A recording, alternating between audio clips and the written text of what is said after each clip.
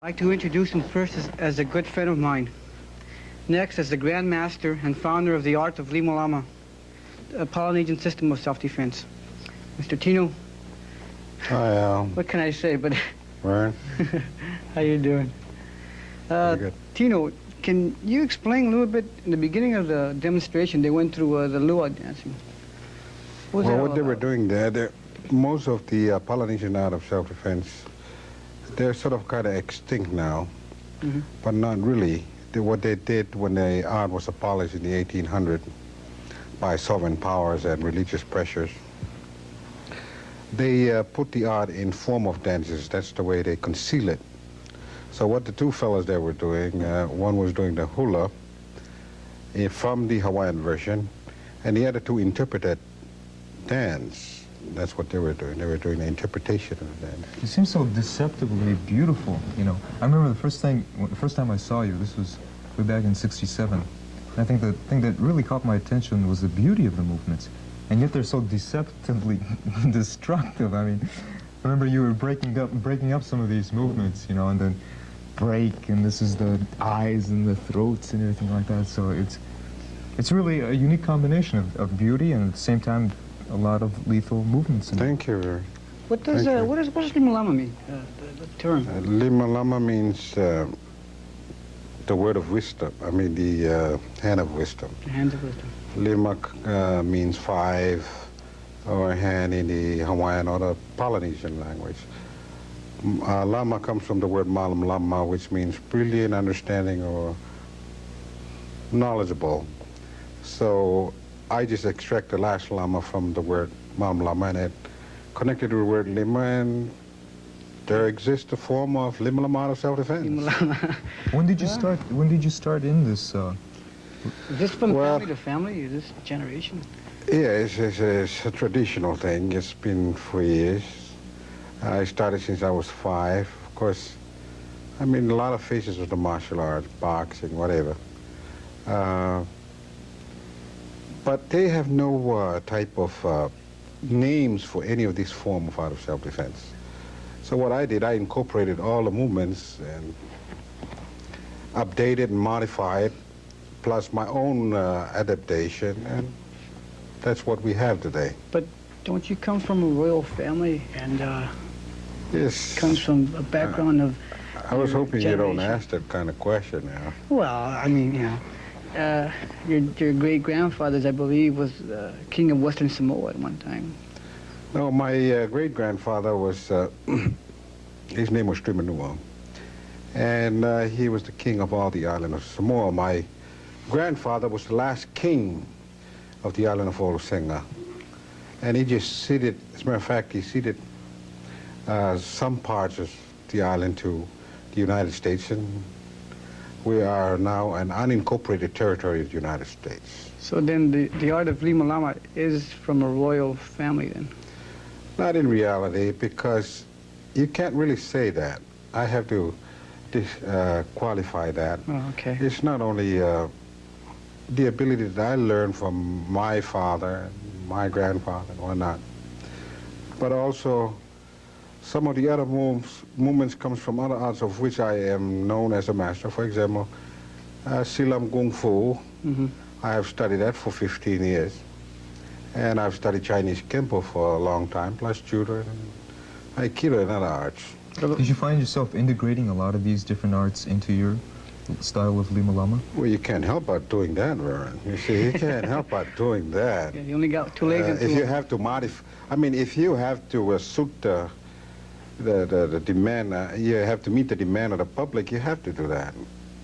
I mean, we can't stay with tradition. We are still in the tradition in the sense of respect. But as far as movements, we are not.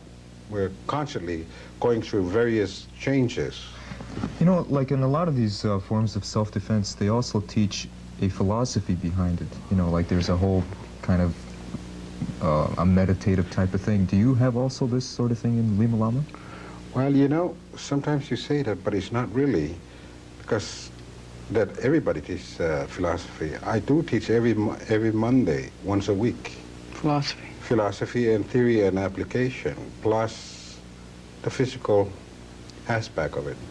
What about the weapons? Do you go into Samoan type of weapons? Do you teach that? Well, weaponry, there are all kind of weapons, whether it's Polynesian weapon. We play with sticks before we even learn anything. That comes natural. We play with knives ever since we're small kids. So there is no big deal there. Is it, I said you were the Grand Master. Is that the right title for you, or is it Elder? I don't, well, I guess it's Grand Master in the sense that I founded the art, but I feel so young, I feel so old when somebody refers to me as a Grand Master, you know. I'd rather be just referred to as just a regular practitioner. Regular master. Well, master is, I think that should be reserved for God.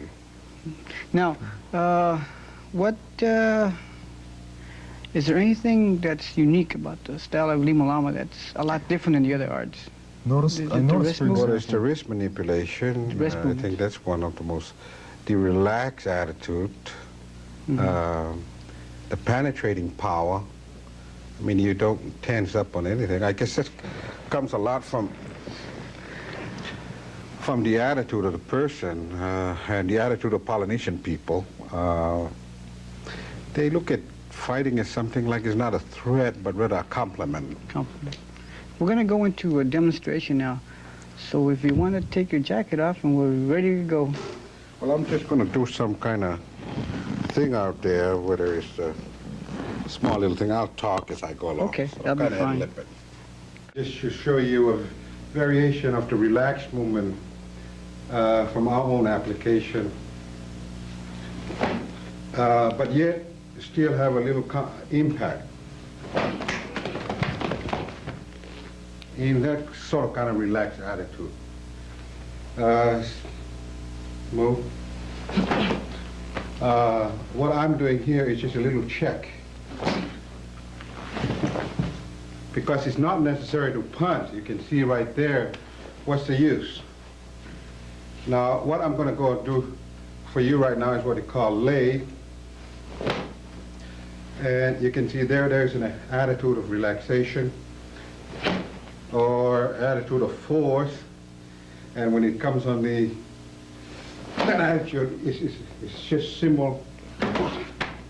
Yes, doing the same kind of application as I did in the earlier part.